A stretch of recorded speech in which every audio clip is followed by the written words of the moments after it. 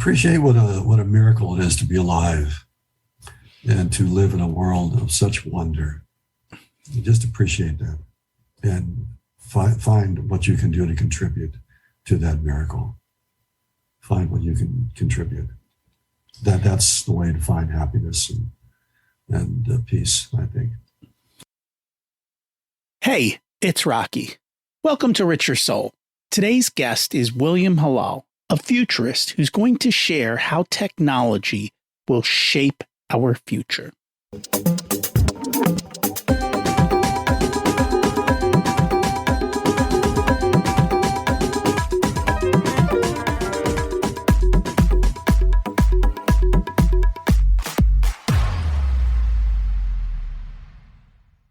Imagine it's 12 months from now, and you've achieved your major life goals. How does it feel to be in the best shape of your life? To wake up energized, excited about the day? To have great relationships and friends who support you and propel you forward? How does it feel to have an excess of money, to be able to make the choices you want? To be fearless and open to trying new adventures? Imagine being connected to the universe and it providing everything you desire. It's possible over time, and your past does not dictate your future. The only thing holding you back from this vision is you. It's time to take control of our thoughts and use them to our advantage. Welcome to Richer Soul, where we achieve our dreams and create harmony to health, wealth, relationships, time, and spirituality. If you have not had a chance to listen to episodes 1 through 9, I encourage you to go back and listen to the framework behind Richer Soul and how to create the life of your dreams. You can also find all the show notes for this episode at richersoul.com. Today's quote comes from Darren Hardy. Hang out with those who have a common future, not a common past. That's why I'm hanging out with our guest today, because we have a common future of an enlightened world. Who do you hang out with? Those from your past or those that will take you into the future? Before we continue, let's review last week's action step. Think about people who were struggling with money and help them find a better path. It's not about the math. It's about the mindset. Money mindsets and behaviors are the key to financial success. And remember, it's not about the money, it's about the freedom to make the impact you choose in the world, and not to be beholden to your checkbook for decisions, but rather your values, and being able to write the checks to support it. It's nice to have choices. So often we talk about how the world is advancing with technology. And there's parts of that are bad, and there's parts of that are good. Today, we're going to focus on how people can also advance to the next level, kind of like getting an upgrade for our mind. Society keeps changing and evolving, and our guest thinks it's about time to take a giant leap forward. As a futurist, he predicts what is going to happen, and his focus is in the tech space. I ask you to keep an open mind and think about what life could be like if we all just worked together. Dr. William Halal is a professor emeritus at George Washington University. He has published 7 books and hundreds of articles. He consults with companies and governments and is frequently a keynote speaker. He was cited by the Encyclopedia of the Future as one of the top 100 futurists in the world. We're here to talk about his new book. Let's meet Dr. Halal. Welcome to Richer Soul, Dr. Halal. It's great to have you join us today. Thank you, Rocky. It's a pleasure to be here. And I'm excited to learn from you today. We always like to start at the beginning. What was it like when you were growing up, and how much did your family and school teach you about money?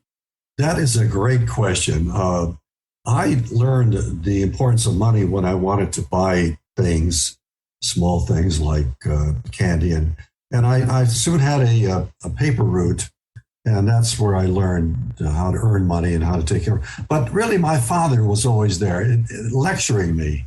I remember it to this day. It never did any good, but he always say, "Son, your best friend is $1." And he was an immigrant, so he had to struggle for a living. So he impressed me with that always. Your best friend is $1. It was very corny. It never did a bit of good, but that's what he always said. So out of curiosity, it sounds like he would lecture you, but you wouldn't listen. Oh, no. I just waited him out the way most kids do, I think. Did the lessons he teach you, though, sink in at least so that you made good financial decisions as an adult, or? Well, indirectly, perhaps, but directly, my parents were not of much help in my career. They were immigrants, as I was. I was born in Lebanon. I came to this country with them when I was 5. But they were old world people, and they really didn't understand modern America. So I had to find my way myself. So you figured it out on your own? I did. It was tough, but I did. The way most young kids do.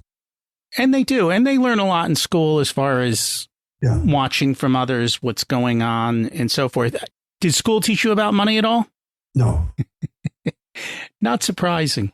I'm an educator myself, but I look back all of that schooling, and I'm amazed at how little of it really stayed with me.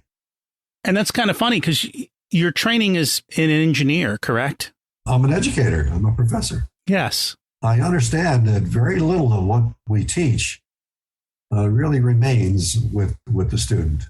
That's because I think the way we have gone about running schools of all kinds has been teacher-centered, which is the mistake. They have to be student-centered, I think, because the student is the one who's doing the learning, and they want to do it their own way.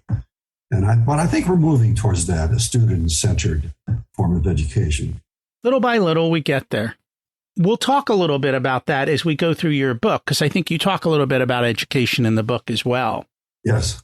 So give us a little bit of background. You are a professor, you're in teaching, but you spent time on the Apollo program. You've been in Silicon Valley. You've been in a lot of other places. Just kind of bring the audience up to speed of your background and where you've been. I really had no idea what I wanted to do when I was a young man. Like most people, I struggled. I see it in my children. I tried all those things. I was a major in the Air Force. I loved being in the Air Force. I was in Europe. We saw the whole world. It was marvelous, but I didn't want to do that for the rest of my life. Then I was in engineering. I worked on the Apollo program, the lunar module. I helped build the rocket engine that landed the men on the moon. It was very exciting, but aerospace work is bureaucratic, badly bureaucratic. And so I went back to graduate school at Berkeley, and that's where I really learned about myself and the world. I was there during the free speech movement in the 60s, and it was a powerful experience, just hanging around the campus, talking to other people. And that's when I first acquired this love for the technology revolution. That's what I have really focused on studying during my entire academic career. I do other things. I'm a business professor, so I do other things. But my main love has been the technology revolution, the way it's changing the world. I fell in love with that 50 years ago, and it strikes me as the most fascinating thing happening, that we should be fortunate enough to experience such enormous change in our lifetimes is amazing. And I was going to say, over that period of time, I mean, you have truly seen traumatic change. I mean, for me, it started with the Apple II computer. Right. In that age, but you go back even further than that. And I don't think I could have ever imagined back then what was possible. And here we are with tremendous movement forward in the technology space. I remember when there was no refrigerator in the home, and you bought ice from people who delivered it down the streets to put in an icebox. That's hard to grasp, isn't it?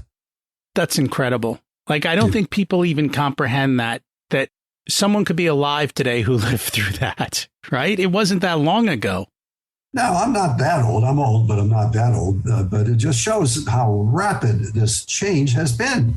Correct. The change of industrialization has just been the blink of an eye in the long-term timescales of evolution. because that's what my book is about, social evolution, which is civilization has been going on for roughly 10,000 years. That is the blink of an eye in terms of history. The Earth is 13.8 billion years old, billion years, and thousands is nothing. And the 50 or so years of our lives is nothing. It's trivial. The time scales are so enormous. It is trivial, and the time scales are enormous. And the amount of change that humans are experiencing today is at a rate never experienced before. That's absolutely true. We're going to talk about what I call the life cycle of evolution at some point, and it charts the rise of civilization through these various stages of development, from agrarian to industrial to post-industrial or service economies, and then to the knowledge age. We've been in a knowledge age for the last 2 decades, roughly, and now I think we're entering an age of consciousness. I chart that path. And what's remarkable is the way it's sped up. It took just about 100 years to go from an industrial society to a service economy. And it took just 50 years to go from a service economy to a knowledge economy. So that's 150. And so the next stage to a age of consciousness is, I think, about 20 or 30 years. It fits that pattern of increase. Rapid evolution. One of the things that you talk about in the book, and this is so true because I've seen this change in my life, is we have more information at our fingertips than ever. Oh, absolutely. There's no question about it. But what we're lacking is wisdom. That's exactly it. Well, and everything associated with wisdom, the higher realms of consciousness. The fascinating thing that's happening is that without anybody anticipating this, we have unleashed, the digital revolution has unleashed a flood of knowledge and emotion, disinformation, differences in values and beliefs. It is the dominant force in modern societies today. Most people think of it as the post-factual phenomena. Post-factual, people say things and make decisions based on not facts, but on beliefs and values and knowledge and emotion. So it's a very different world. It's just exploded in the last 10 or 20 years. It's here today. It dominates the world. We would ordinarily have thought that consciousness would consist of enlightenment, but that's not the way it's working out. Consciousness includes everything that it's a domain in its own right, like knowledge. And just like knowledge, there can be good consciousness and bad consciousness. People who do terrible things have horrible states of consciousness. So consciousness is a whole new domain we're just entering, and it looks terrible so far. It's created division, gridlock, and inaction in the face of the enormous challenges the world faces, like climate change, more pandemics. Inequality is so severe it could explode into a revolution, threat of global recession, all of those things. Those problems are unaddressed, and they make the present global order look unsustainable, that we're heading for disaster. Hopefully we'll fix that today, right? Well, we're going to talk about it. I'm personally optimistic, but I know that most people feel that sense of doom and gloom. The average sentiment among most people is things have been so bad for the last few decades. Why should I believe anything good will happen? When I give this talk, at least 30% and maybe more of the audience objects and says, it's too late. We're doomed. We should have done something 10, 20 years ago. And they just don't believe anything good will happen. So there's enormous skepticism out there, and I'm aware of that. But what I can show you are the facts concerning social evolution. That, I think, is solid. You could count on that. It doesn't answer the question of how we're going to resolve this, but it provides some good possibilities, and I think a good forecast. The best time to plant a tree was 20 years ago, and the second best time is today. So I have a positive outlook in life. I love that. Definitely a positive outlook. So let's dig into the book. What inspired you to write the book, Beyond Knowledge, How Technology is Driving an Age of Consciousness? Well, as I say, I fell in love with the technology revolution when I was a graduate student at Berkeley. I spent many years, decades, building what is, I think, is one of the best forecasting systems in the world, TechCast, the TechCast project, out of my university work. And we did a great job forecasting all the technologies.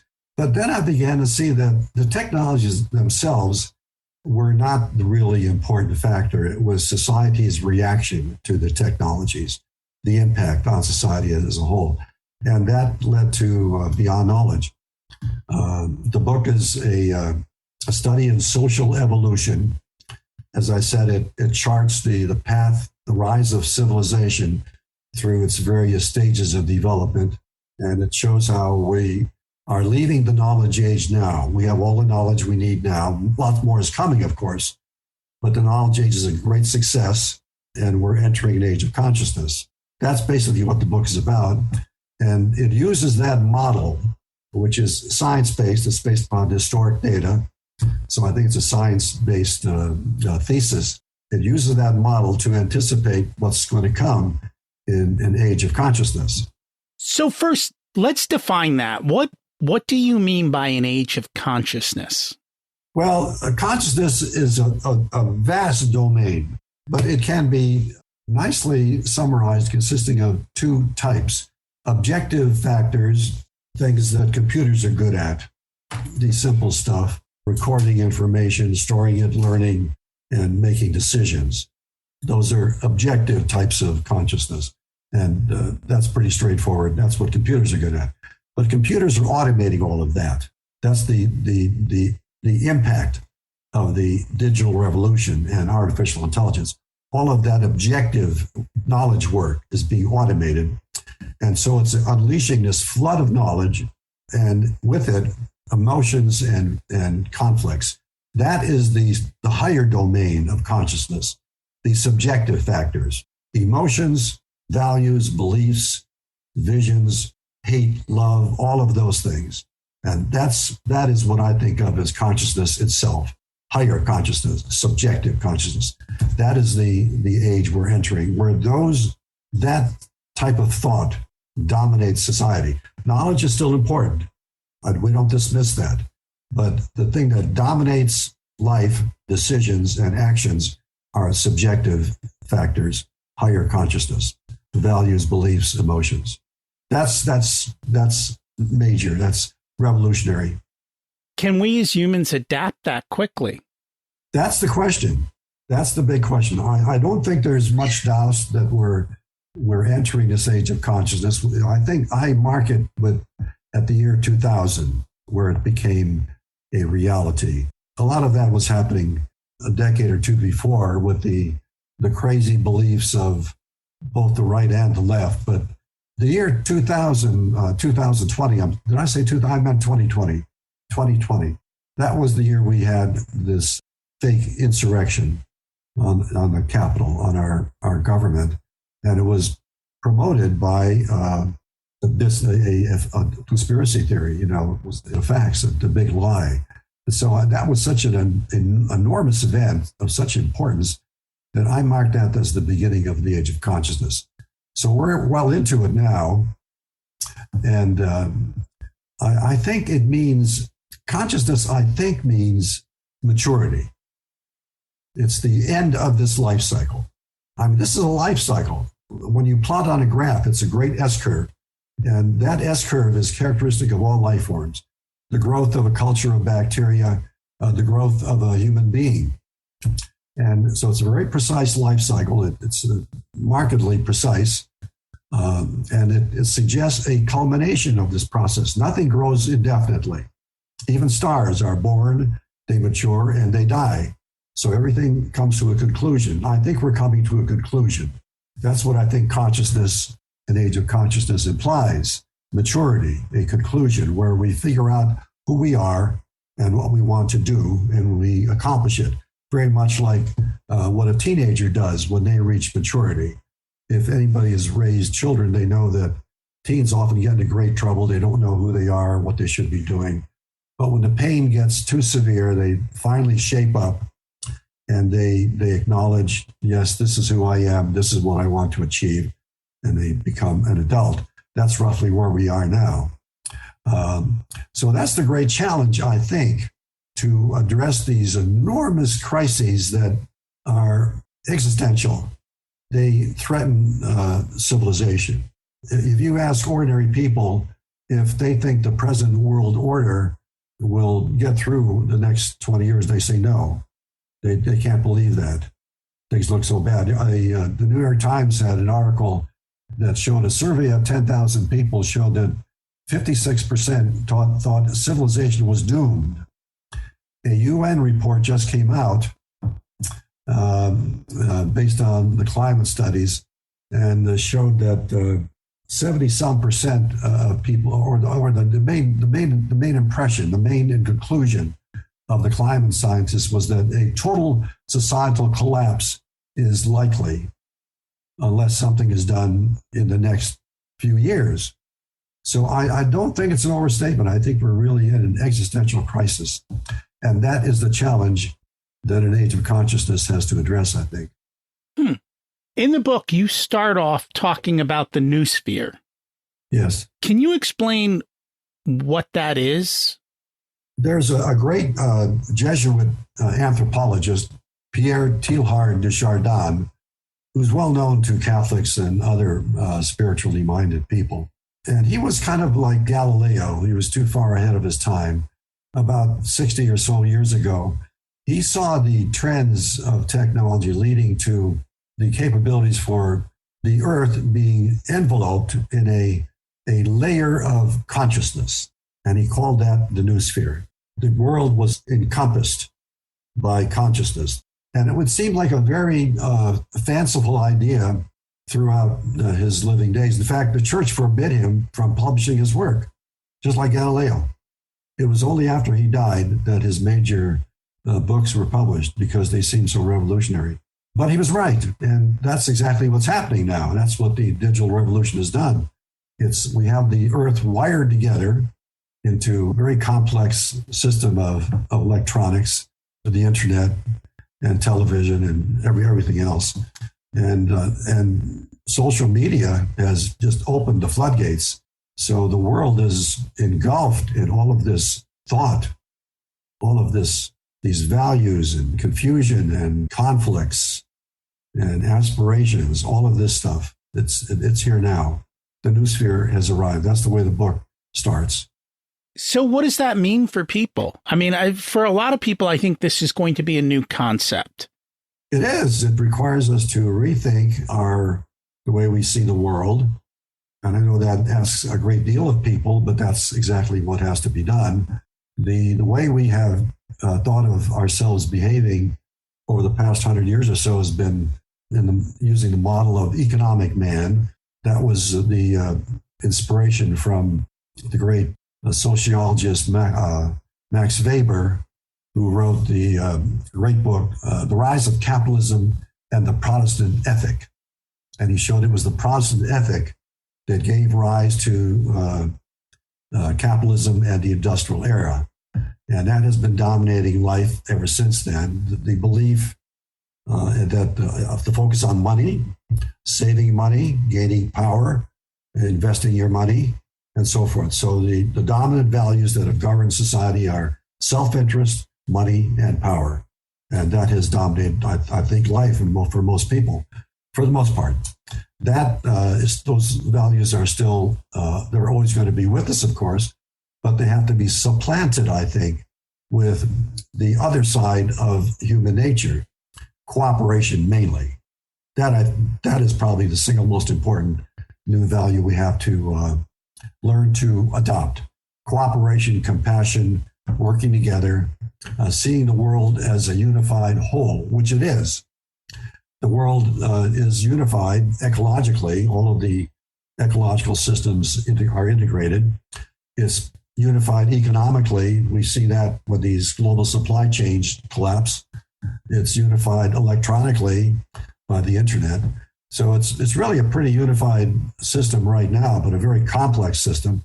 It lacks a political structure to govern that unified world. And that's what a global consciousness would provide. That's where I end up. And this is where things are speculative, obviously. I mean, I don't profess to really know what's going to happen. I don't think any of us really do. But I do know we're entering an age of consciousness. That much I think is clear. I think the data makes that clear. And I do know that these threats are existential. And the question is, can we rise to the challenge and do something about them to create this mature world that is possible? That's the big question. I don't know how it's going to happen, but I think it's very likely to happen. I think it's the natural state of affairs, but it looks almost impossible. I will grant you that.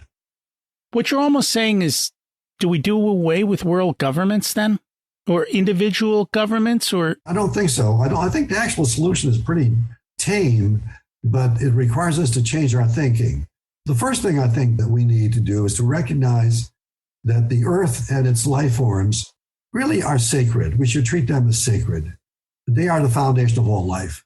And we muck around with that at our peril. We're the only planet that we know of that has life. Life is a miraculous thing. We've been looking for other forms of intelligent life for 50 years. Haven't found a clue, which shows how rare this is.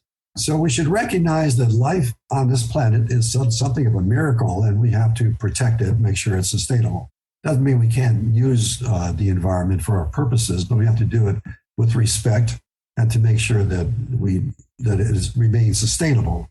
So that is a revolution of thought right there, that most people can accept that. They know it'd be tough, but they know that they should do that. The second big idea is to learn how to work together in a global fashion. It doesn't mean giving up governments or corporations. It just means that the existing governments and corporations have to work together when it's in their self-interest to solve common problems. Like the pandemic would have been a great example. A pandemic is a global problem, and it can't be solved with local solutions. It requires a global solution. And we could have done a much better job with this pandemic if the world had worked together effectively. And hopefully that will happen so that the next pandemic, and we're going to have other pandemics because the major thing that causes pandemics is air travel, global air travel. It knits us together into a single web of people. So we're going to have pandemics. The best thing we could do is have some organization like the WHO have a system where everybody works together and they monitor the potential outbreaks around the world of the viruses or any unusual pathogen. And so we can identify it very quickly, the way an immune system does in the body. And then they cordon it off immediately. And at the same time, they start working on vaccines so that if it's not cordoned off, it can be attacked. Something like that is needed if we want to avoid these 5 million deaths the world has seen in the last 2 years, 5 million deaths. So that's what's needed, the ability to work together on global issues. So it's really not terribly, doesn't change the way we normally think. It just requires us to recognize the importance of cooperation, that we live in a unified world. So those are the basic ideas. It's really very simple. Do you see that getting better? People working together globally? There are some indications. I note a number of trends, like the Me Too movement has been an enormous advance for civilization as a whole. Women have made it clear to men that they will not allow themselves to be harassed in places. I think that's an enormous breakthrough. It's spread around the world. The Black Lives Matters movement has done the same thing about restoring respect to people of color. I noticed that 139 nations, I think, agreed to a minimum corporate tax to prevent tax havens. And I think they're doing something on the threat of plastics contaminating the oceans. The most striking thing that I see is the world's response to the Russian attack on Ukraine. That has been remarkable, I think. Not all parts of the world, but most of the world, I think, has come to Ukraine's support. And it made all the difference in the world. It's given Ukraine the possibility of standing up to Russia. They could possibly even win this war. They at least, I think, are heading towards a stalemate, which will be resolved by some kind of a treaty. But it's made an enormous impact on the possibility for stopping wars of aggression, which we thought we were done with 70 years ago. But the global support for this, I think, has been of enormous importance, and it's a good example of global consciousness. And it was made possible, I think, to a large extent by social media. And that shows that social media is a powerful new technology. It can be misused as we're doing it in ordinary life, but it also can be a force for good if it's put to good purpose. So that's very hopeful, I think. You've touched a little bit on religion. How does religion and spirituality kind of fit into all of this? Because it almost what you're saying is almost a rise of spirituality. Yes, that's right. It is a rise of spirituality. And what I think it means for religion is that religion in its old form, dogma, beliefs that are passed down to every generation, those are still valuable. They're wonderful rituals, they're wonderful symbols and all that, but they really are not sufficient. People need real spirituality, the essence of spiritual life, to experience it. And so there's a movement from religion to spirituality generally. Young people talk about being spiritual but not religious, for instance. Now that is another remarkable development. It means that people will still show an interest in religion, but not just one religion. They may. It's common to find people who borrow from 2 or 3 different religions, and that is a healthy development because it suggests the unity of all religions, that they're all dealing with the same basic phenomena, spiritual forces that we see that govern our lives. And it suggests a unity across religions, which is essential if we want to have a global consciousness. We have to have something that all people can believe in, something very basic that all people can believe in, like the things I mentioned, treating the earth as sacred, and cooperating in your self-interest in a unified world. So the changes in religion are very powerful, and they move definitely in this direction towards a common spirituality or a global ethics or a global consciousness, I think.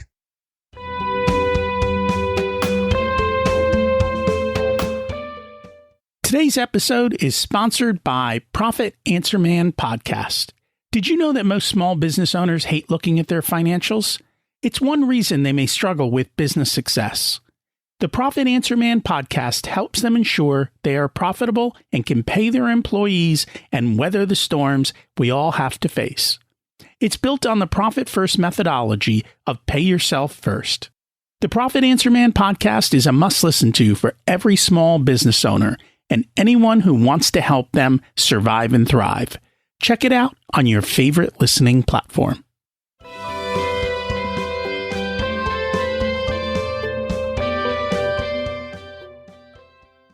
And what do you see as the role of technology in consciousness? I know there are so many new things being invented and so many more being discovered in helping us to, I think, get more in touch with ourselves.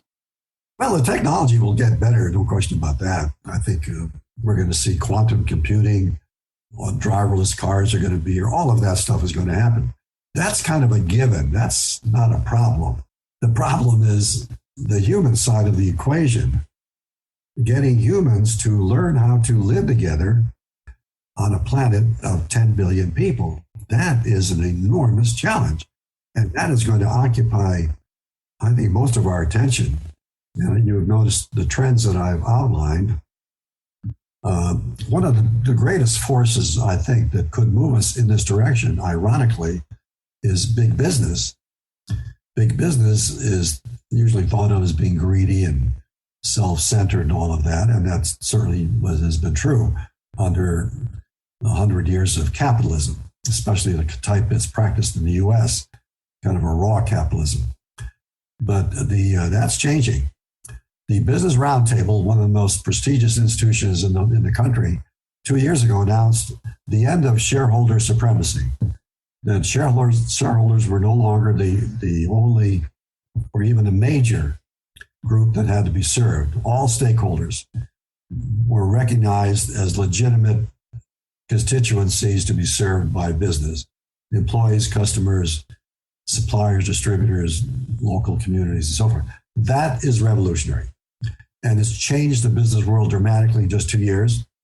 Almost all business people talk about conscious capitalism and stakeholder capitalism and ESG, which stands for environment, social, and governance. So they know that things have changed. And they know they've changed because they have to, because the problems are so severe that if corporations don't address the problems, nobody else will. They can't count on governments to do it. And so they know this has to be done, and they're doing it. But I don't think they fully understand the significance of it. And that's what I've tried to address in my studies. I first got into this when I won the Mitchell Prize in 1977 for a paper titled Beyond the Profit Motive. And the prize came with a $10,000 award, which was a big deal in 1977. It's taken 40 years, but those ideas are here now. That is exactly what's being adopted now. And it sees the corporation not as simply something to be bought and sold, but as a socio-economic system. It's an economic system, but it consists of about 5 major players: the investors, the employees, the customers, suppliers, distributors, and local governments.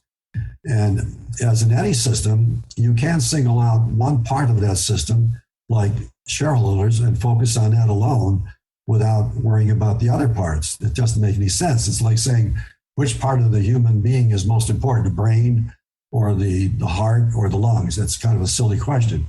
You need all 3 to function effectively. And so now the view is being recognized that all of those constituencies are equally important for the success of an enterprise, and that you have to partner with all of those players. They all have resources, valuable resources, that you have to work with all of those stakeholders to solve strategic problems which create more value, which can then be shared among the entire system. So I think we're moving towards a form of business that solves social problems as well as making money. And in fact, could make more money. It could be a competitive advantage for firms that do this well. And that is, I think, a remarkable thing. And so I think if business people can figure out where they're heading, where they have to go, really, they could lead the world out of this mess by providing a model of cooperation that works at the everyday level, that brings together all of the resources in any successful enterprise more effectively through cooperation. That could be a remarkable thing. In fact, I recently had an article on this published in Fortune, which amazed me, because this article is a full-throated call to transform capitalism into what I call the democratic corporation. And the fact that Fortune would publish it at all tells me that the time for this change is here now. I don't think they would have published it 3 or 4 years ago. We're making progress. All of this requires a change in the education system, which I know you are a part of. What do you see as the future of education, and what has to happen so that we can raise children who actually can solve these problems and deal with them? Yeah, that's a tough question. I think the major change is what we started our conversation about, Rocky, the move from the classroom to the student. We have to start focusing on the student as the learner. And that's what these sophisticated new educational technologies allow us to do. And I think it's happening. I think it's taking place. It's slow, though. It's hard to get teachers to stop teaching. I mean, that's really what you have to do. We have to allow the various resources to do the teaching, the books and the all the material on YouTube and all the stuff that students read. And I think soon we will have personalized tutors, software machines that are very sophisticated that every child could store on his smartphone, for instance. And it would be like a real live person who would talk to the student in his first name. Well, how are you doing, Harry? Did you do your last assignment in geography? Well, you should. Here it is. And let's see how you did on chapter 1. It'd test the student, and it would change the instruction based on what the student knows and doesn't know. So that could be a very sophisticated thing. And and as that all happens, the role of the teacher becomes to be a kind of a coach for the student. What do you want to learn? Here's some resource you could use. Why did you have trouble with this? And what's bothering you the other day? Some of the biggest things that concern students have nothing to do with education. Most students are struggling just with depression, anxiety, and loneliness, all of those horrible things in college and in high school. Students have the highest suicides rates among the population. Half of them are depressed to some degree or another. And so young kids are struggling with problems of alienation and the things we talked about earlier, growing up. And all of those are higher order problems that the educational system needs to help teach people. Another thing is how to deal with disinformation. A world that is awash within its disinformation needs people who are discriminating. You have to teach people how to use different sources to check what they're learning, able to rely on a particular source of information so that we have a culture that prizes truth instead of fantasy and conspiracy theories, which is what we have now. So that's what's needed, I think, to focus on the student and really give the student all the help that they need to really learn what's troubling them. And I've noticed schools don't teach critical thinking. Well, they try to. They try to, but they seem to, many of them, especially at the younger ages, fail miserably to actually teach critical thinking across the board. I think that's true, because it's a very complex world, and the truth that is relevant to an individual has to be gained personally. They have to figure it out themselves, but they need help in figuring that out. The textbooks are wonderful, and video lectures, all of that is a wonderful resource, but the individual has to figure that stuff out for themselves, and they need a coach to do that with. Do people actually want to know the truth? That's a good question. A lot of people today really want to fight. All of this conflict in our society. I think people enjoy it. They enjoy the sparring. They enjoy the fight. If they could wake up to face that fact, that alone will be liberating, to realize that they enjoy the fight and to put aside the fight and to engage in really seeking truth, which means really listening to the people you disagree with, because everybody has some truth. And in fact, there is no absolute truth. Truth is something that is constructed socially by agreement. And we have to get all of the parties involved in agreeing what is true. And so that's something that really interests me, developing a way to discuss critical subjects across differences with people you disagree with. I'm trying to find a way to hold discussions with people that disagree and make them productive so that everybody just hears what the other person has to say, just really absorbs it, and to the point where they may change their own thinking. And we just let it sit there. We don't argue, we don't contest it, and we just observe all of the different views of reality. Now that would be an enriching experience to see all of the views of reality clearly. So that's one of my projects. One of my other great projects is to help people accept and embody global consciousness. I'm starting a project with a number of people. It may not work. We want to start bring together everybody who is concerned with global consciousness. First of all, there are millions of people all around the world that tackle this from different perspectives. They've been doing it for years. They may not call it that, but that's what it is. We want to bring all of them together so we can get an enhanced understanding of this, share what we know, create little ventures that help other people, like tutorials, training sessions, projects. And most importantly, we'd like to create a portal using audio-visual sophisticated technologies like virtual reality and stuff like that. Take people through an experience where they first learn very simply the knowledge that we have about the world and global consciousness, and then to see examples of it, living examples, and then finally be taken into a realm where they experience it spiritually. So they actually make a transition from today's consciousness to a global consciousness. And this would be a portal to help them make that transition. So we'll see if we can do something with that. That would be exciting. I also have some forecasts for when global consciousness might occur. I use my TechCast system to study all of this stuff.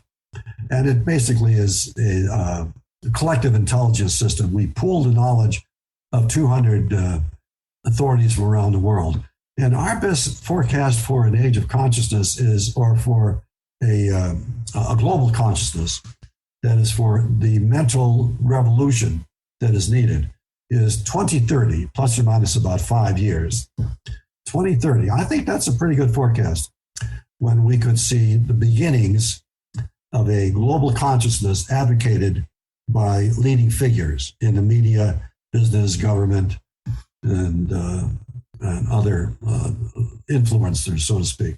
And we estimate the probability of that at about a little more than 50%. So we're not sure of it. None of this is certain, of course. It's a frontier. It's a new frontier that we're exploring right now.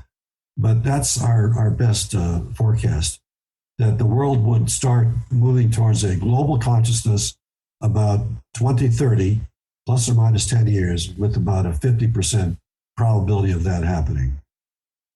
And how long from there till where it's much more mainstream? Well, my best guess is after that, after the coming of revolution in thought, which is normal in any stage of evolution. That's the point to illustrate. Every stage in evolution has been driven by a revolution in thought. Agrarian society had its own thought. A service economy had its own logic. A knowledge economy has its own logic. And so this new logic would appear sometime in the next 10 years or so. And then it would take decades to work out to really evolve into a stable, mature society. My best estimate is about 2050. And I feel pretty confident about that.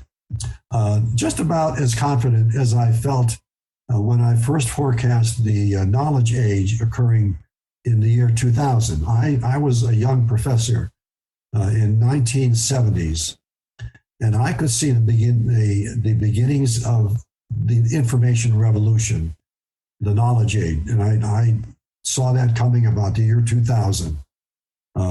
For years, I kept thinking about that, and it always seemed to focus on the year 2000, and that's just about exactly when it did happen. The year 2000 was when the field of knowledge management exploded. It took over business. Business firms saw themselves as knowledge organizations. People were doing knowledge work, and everybody had a smartphone. So that was an accurate forecast, and I feel roughly the same level of confidence that we will see a revolution in thought in about 2030, and that will lead to a stable, unified world about 2050. That doesn't mean it'd be a utopia. I'm still going to be all the normal madness, but it'd be a functioning society that works, that avoids climate catastrophes and avoids wars of aggression and that kind of thing. It still have a normal nonsense, but it would function. It would be sustainable, in other words. I feel that's how confident I feel. It does not seem like that far away, and it seems like a dramatic shift. I hope to live to see the revolution in thought to a global consciousness. I think most of us, and I think most of the people listening to you will probably live the 30 years or so needed to see a unified world. I think that's very likely. So what does that world look like in 30 years? You said it's still got the madness. So what's really so different? Just that we're more cooperative? It works together. It's a unified whole. We don't have this continual conflicts over territory and border disputes and deficits or tariffs and that kind of thing. It works together as a unified whole. Not in perfect agreement, of course. There are always going to be disputes, but nations are able to sort out their differences because they know they have to.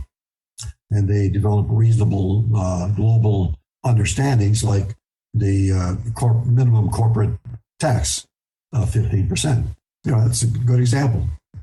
And so they develop rules like that make the world work. Well, a perfect example would be a global carbon tax. That is tough because nobody wants to talk about taxes, but that problem is nicely avoided by giving the money back to the citizenry so that it spurs economic growth. So it's not a damper on economic growth. And so I think that's really a very realistic possibility that could be adopted within 10 years or so. All economists seem to agree that would be the perfect solution because the producers of carbon would then be forced to find ways to reduce their taxes. And they would figure out how to do it the best way they want to, which is what you want. You want to give them the maximum freedom to solve that problem. So I think that's another major change that we could see in 10 years or so. World is always changing.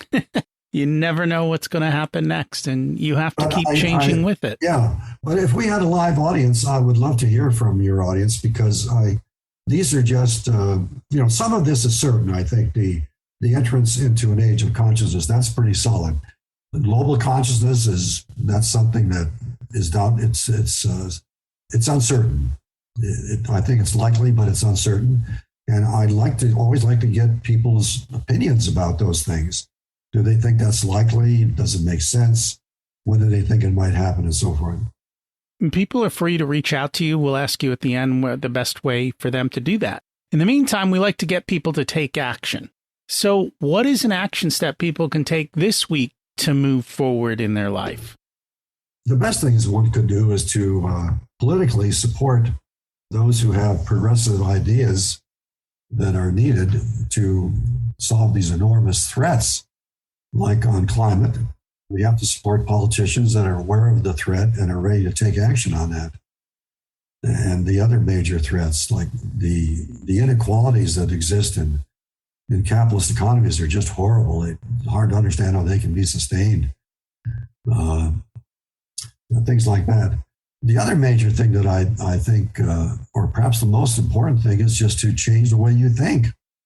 To start thinking about a global consciousness, to start trying to adopt the kind of worldview that we all have to adopt eventually if we want to have a civilization that is stable, that succeeds.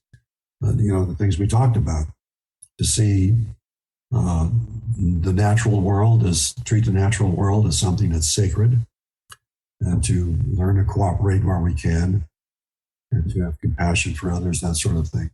It sounds simple. It doesn't sound like much, but it would make all the difference in the world if a majority of people could change their attitudes in that respect. I think if they turn off news and social media, it would go a long way to helping them to change that. If they were just more discriminating, because there's lots of good information out there. that bears up on, that reflects the very things I'm talking about. Lots of it. You just have to tune out the nonsense and look for the information that's valuable. So true.